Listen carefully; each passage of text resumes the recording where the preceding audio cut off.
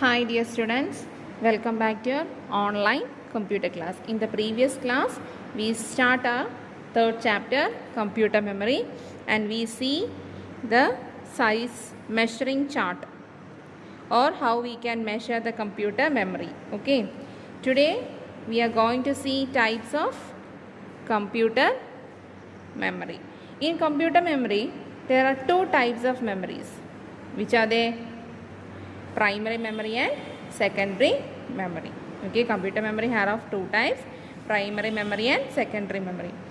Take your textbook, page number 19. You can see a figure, type of computer memory, primary memory, secondary memory. Primary memory are of two types, ROM and RAM. Secondary memory, hard disk, SSD, CD, DVD, BD, pen drive, memory card, etc. like that. Okay. That all devices comes in secondary memory. Primary memory means RAM and ROM. What is primary memory? Primary memory is also called internal memory or main memory. Okay. Primary memory is a form of chip, a small memory chip that will be attached to the motherboard. Okay, it will be attached to our motherboard of the computer. That it's a form of small chip, that is primary memory. And this primary memory has less capacities, less storage capacity to store data, and it can be directly accessible by the CPU. All the direct instructions will be taken from this primary memory by the CPU. And we can store all the instructions and we can read the instructions directly from the primary memory. Primary memory is again divided into two types, ROM and RAM. ROM means read-only memory. RAM means random access memory. ROM means read-only memory and RAM means random access memory. We can see ROM. ROM means read-only memory. All the instructions are written using laser technology. Okay. When we buy a computer, the ROM and RAM is already inbuilt in your computer, in the CPU.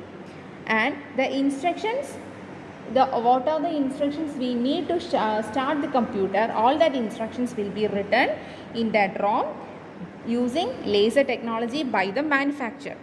Who are making this ROM or computer, they are returning or they are written that instructions using laser technology. We cannot delete or we cannot change that instructions. Okay, the instructions cannot be changed when the from the ROM. When the computer is shut down, the instructions will not be deleted, it will be there. Okay, so ROM is called non-volatile memory. The instructions will not be deleted, so ROM is called non-volatile memory.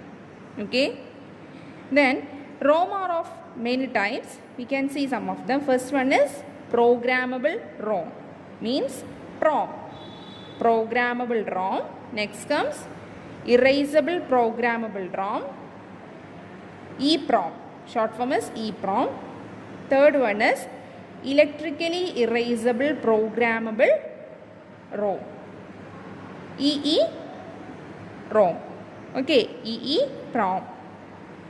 The size of the PROM is dependent upon the processor that we used in a CPU. Okay, so these about ROM. Next comes RAM. What is RAM? Random access memory. We can store data and instructions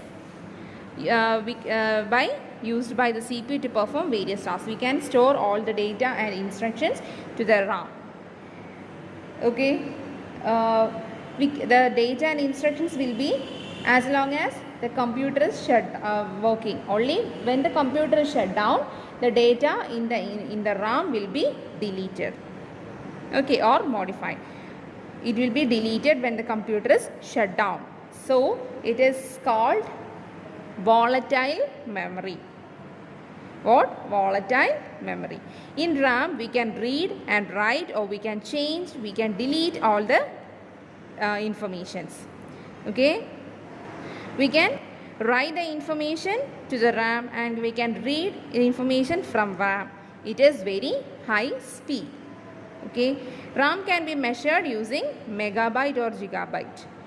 The size of the RAM is varying from 512 MB to 64 GB. There is this range of RAM will be available. Okay, RAM of many types: SRAM, DRAM, SDRAM, DDR-RAM and GDDR RAM. Okay, we can store in RAM we can store only less amount of informations. Okay, this is about RAM. Another type of memory, that is cache memory.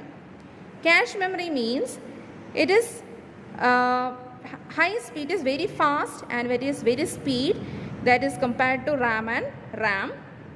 So cache memory has efficient memory which can be read or write all operations. What are the operations that you want to do with the memory? It will be very fast memory. With the help of this cache memory we can access all the data and instructions. Cache memory will be act as a buffer memory between CPU and RAM. Between the CPU and the RAM, this cache memory will be in between these two memories, in these two devices, in these devices, CPU and RAM.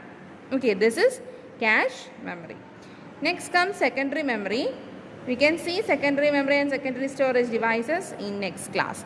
So dear students, please read your textbook and learn these topics. Okay, thank you. See you in the next class. Bye.